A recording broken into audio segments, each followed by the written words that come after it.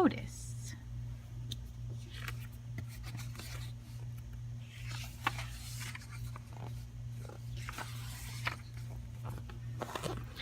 There once was a friendly little tractor. His name was Otis, and every day Otis and his farmer worked together, taking care of the farm they called home. Otis liked to work. But after working hard all day, Otis was ready to unwind and play. He would ride the rolling hills and skirt the mud pond down by the corn. He would leapfrog bales of hay and explode through the haystacks. On occasion, he would chase a rabbit or play Ring Around the Rosie with the ducks to the sound of his steady put-put-puttity-chuff. And sometimes at the end of the day, he would just sit under the apple tree and watch the farm below. Every night, tired but happy, Otis would puff into the little stall in the barn that was all his. One night, when Otis was fast asleep, the farmer brought a beautiful baby calf into the barn. The calf bawled and bawled for her mother, but when the sleepy sound of the soft put-puff puttity-chuff came from the next stall, the scared little calf stopped bawling and drifted off to sleep. From that day on, the calf started following the little tractor wherever he went. Put-puff puttity-chuff. She followed him over the rolling hills and down by Mud Pond. She was right behind him, leapfrogging bales of hay. And the calf made their games of Ring Around the Rosie all the better. Sometimes, at the end of the day, the two of them would just sit together under the apple tree and watch the farm below. Otis loved his little calf, and the little calf loved Otis. Then one day, the farmer surprised everyone with a brand new yellow tractor.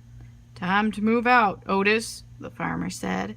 He took Otis out of the little stall in the barn that was all his and parked him back behind the barn. Then he backed the big yellow tractor into the stall next to the little calf.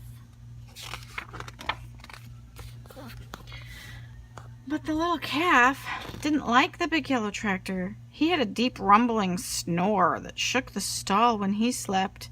There was no one to purr the little calf gently to sleep, no one to spend her days with, and Otis could not even see his farm as the weeds began to cover his tires.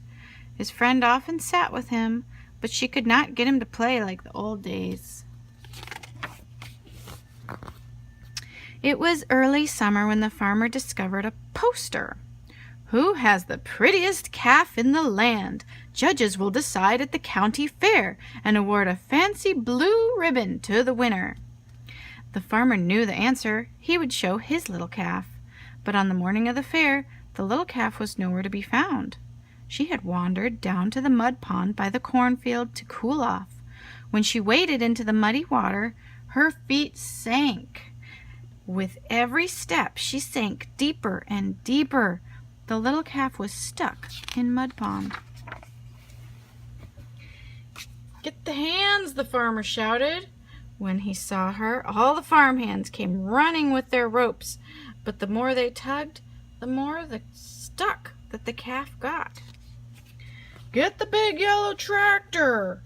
the farmer shouted. "He can save her!" But the big tractor just scared the little calf. She sank in deeper and deeper. Nearby farmers began to gather. "Then call Fire Chief Douglas and the fire truck," the farmer shouted. "They can save their little calf." But the sight of the big red fire truck startled the calf in even deeper. The farmer was fit to be tied. If the farmhands and the big tractor and even Fire Chief Douglas and his fire truck couldn't save the little calf, who could? Suddenly, the little calf's ears perked up. Over the hum of the growing crowd, there came a faint sound in the distance, a soft, rhythmic purr, but puff, puttity chuff. The crowd turned and looked. The sound became louder. Put, puff, puttity, chuff, and all at once Otis puffed from around the barn. He turned and headed straight toward the mud pond. Otis puffed down the rolling hill and pulled right up next to the muddy water's edge. The calf heard her friend's puttering purr and bawled. It was something like a hello, and to the sound of his gentle chuff and the amazement of all the people in the crowd, Otis slowly began to circle the pond.